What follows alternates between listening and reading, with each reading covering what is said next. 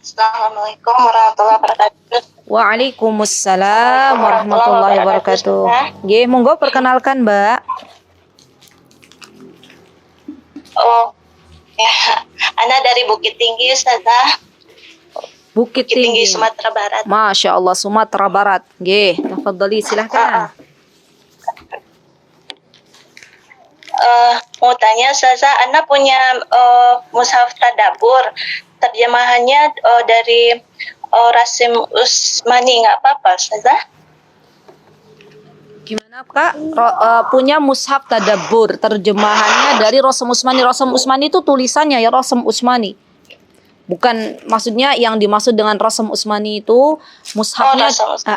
Jadi menginduk ke tulisannya yang ada di dalam mushafnya itu adalah ke Rasim Usmani. Ya. Nggih, jadi itu tidak berdampak ke terjemahannya, tapi yang dimaksud dengan Rasim Usmani itu dalam penulisan Al-Qur'annya.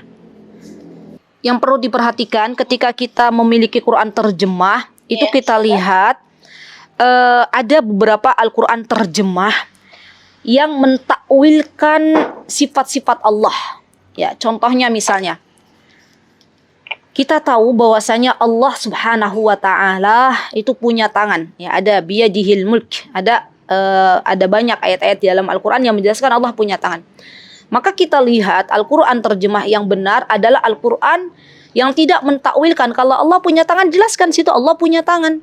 Tapi ada kalanya di Al-Qur'an itu ditakwilkan maknanya menjadi kekuasaan. Ya, dan ini hati-hati karena kita nanti kalau misalnya kita asal comot Al-Qur'an terjemahan, ya, kita akan dibawa pemahaman kita ke pemahaman orang-orang Mu'tazilah, ke pemahaman orang-orang Asy'ariyah.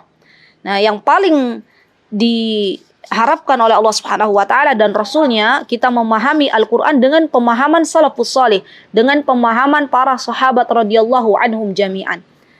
Nah, maka dari itu saya kembali lagi pentingnya kita mempelajari tafsir Al-Qur'an. Atau kalau misalnya tadi ibu-ibu lansia, kalau mempelajari tafsir Al-Qur'an bukunya cilik-cilik, kecil-kecil ya.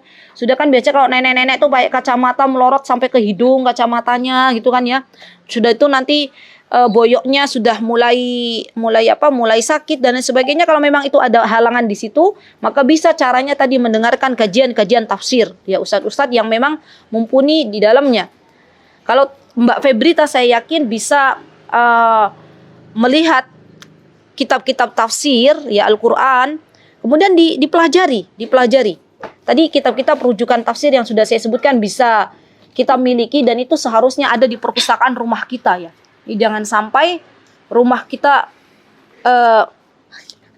bela-belain beli perabotan rumah tangga yang mahal-mahal ya. Tapi kita tidak mau untuk membeli buku tafsir walaupun itu tafsir yang mudah.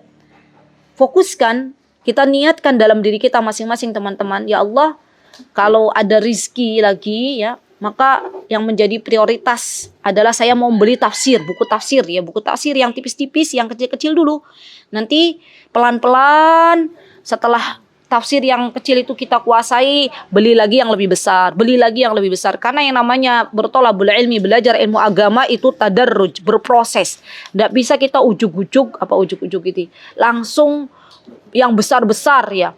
Apalagi misalnya Masya Allah teman-teman punya semangat untuk mempelajari tafsir, beli tafsir pakai bahasa Arab berjilid-jilid jutaan harganya, ternyata itu hanya menjadi hiasan di lemari-lemari kita ya.